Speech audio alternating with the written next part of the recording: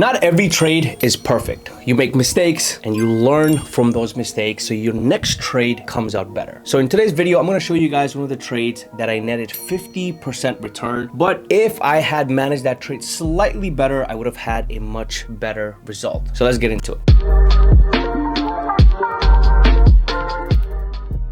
This was the SPX trade that I took towards the low of the day, and it gave me a net return of 55% and gross P&L of $18,800. All right, my total position size was 34,000. Now I did size down. My normal position size is between 40 to 50,000. I sized down on this trade because SPX is 0DT, carries more risk. So I try to size down a little bit from my normal position size. Now I use SPY for my confirmations whenever I'm taking these type of trades on SPX, because SPY pretty much shows us a lot of information that SPX on the other side lacks. For example, level 2 and time and sales. So order flow on SPY is much cleaner and easier to understand than on SPX. Same thing, you can also use ES, tape order flow, to kind of get confirmation when you're trading SPX premiums. When you're trading SPX 0DT premiums, I would not suggest that you only pay attention to SPX because it doesn't give you all the necessary information that you need. So as you guys can see, we're coming down towards the low of the day, right? This is the low of the day that SPY had formed, which was 733.56. Now, leading into this, you guys can see how we have that buildup of volume. Now, one tip I'm going to give you guys is if you can go into your settings for your volume study, right? Change the color to just a neutral color, and the volume average line, give it a line so you can easily understand. So your volume kind of looks like this, because the red and green don't necessarily really mean anything important for you to pay attention to, at least in terms of looking at it from Thinkorswim. So when you take this off, it'll be much easier for you to pay attention to the volume, right? So you see how as we are coming down from that 736, right, we have very inconsistent volume, which means buyers and sellers are not that sure if they want to drag the stock down or up. So you guys can see we pull back, push back up, pull back, have a very aggressive wick, and then we bounce all the way to 735.50, and then we start to come back down. Now, the first confirmation I had to take this trade was this wick that was formed right around this previous rejection, right? So you see this wick between 735 to 734,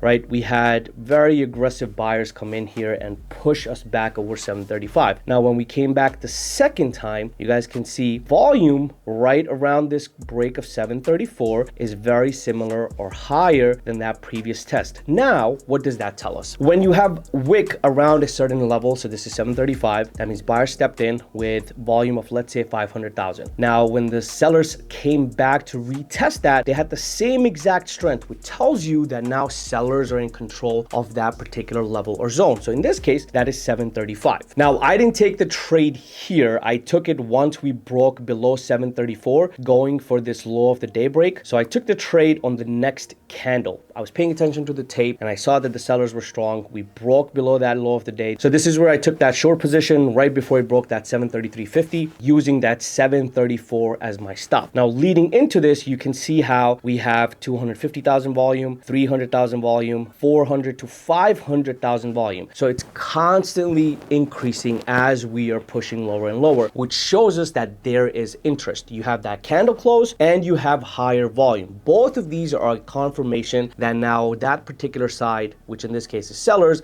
are trying to push us lower. Now, with 0DT premiums, you want to make sure you're doing at the money contracts. Further out of the money contracts are a little too risky. Unless if you're trying to use those out of the money contracts as a lotto trade, I would not suggest, especially if you're new, to trade out of the money contracts, specifically on SPX. Maybe 2-3 strikes out of the money, sure, but not 10-20 strikes out. I think that's way too risky. So as you guys can see, we have that increase of volume. So once I'm in that trade and we broke under 733.50, that pretty much gave me the confirmation that, all right, this is looking very strong. We are closing into this. I'm going to keep using that level as my stop loss. And at this point, SPY is the one that's telling me buyers are strong or sellers are strong. Obviously, SPX is not going to show me that much on the tape, not going to show me that much on the volume. And that is where SPY kind of kicks in. So you guys can see as we push down, we break that pretty much that low of the day here on SPX. And I scale out right away because the premiums actually jumped up very aggressively to $12.40. My entry was around $9.80. $20.80. As we push lower, this blue line is that low of the day, and this is, I'm going to explain the mistake I made as well. So as it pushed lower, those premiums jumped up to $17.20 and then $20.80. Now, the mistake that I made is I used previous levels as my stop loss. So as we're breaking the pre-market low or previous low, so in this case, that is 73.59. As this is breaking this, and let's say you get in at 73.65 and your starting stop loss is 73.70. You take that 73.70, this is pretty much what I do. I bring that stop down to where I entered. Then as it pushes lower and I scale out, I bring my stop from my entry point to the next level, which is probably where I scaled out,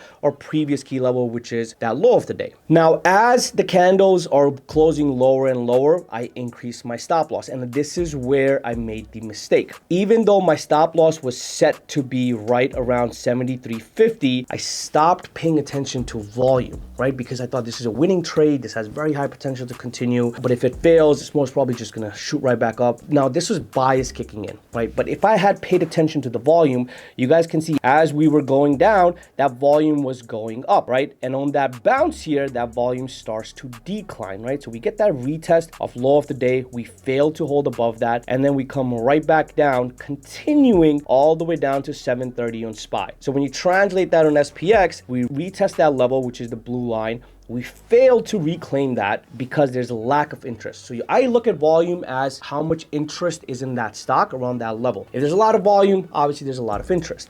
Might be shorts, might be longs, but there is definitely a lot of interest around that key point level. So in this case, you guys can see as it's going higher and higher, volume is not increasing. Now, this is where I made the mistake. If I had stayed in this trade, that $20.80 premium, this is where I kind of scaled out. Second last time before I got stopped out in the remaining position, they actually went all the way down to 30 plus, which means I left roughly $10 on the table per each contract. So my stop loss, I had 5 contracts left. So I left pretty much 5 contracts worth of $10 profit on the table simply because I lacked paying attention to the volume. And you guys can see as it starts to come back down, right? We don't get that aggressive volume until we break right around that 73.50 level. And this is where that volume really spikes. And since then, it doesn't really bounce back that aggressively. But if I had paid attention to that volume right here, I would have held that trade much longer. Now, in this current market where market is constantly changing, if you're not going over your trades and trying to see how you could have had a